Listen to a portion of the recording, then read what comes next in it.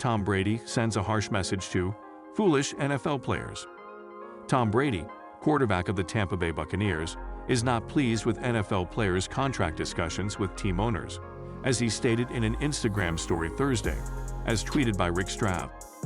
Brady mentions a recent Forbes article that claimed that despite a revenue decline primarily attributed to last year's difficult season due to COVID-19, the average value of NFL teams increased by 14%.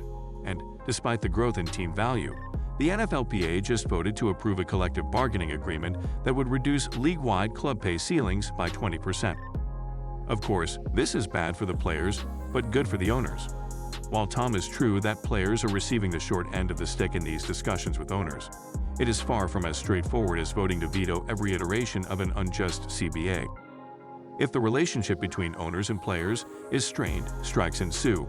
Most players don't have the financial support that Brady needs to forego his salary and sit out games in order to create a fair financial balance.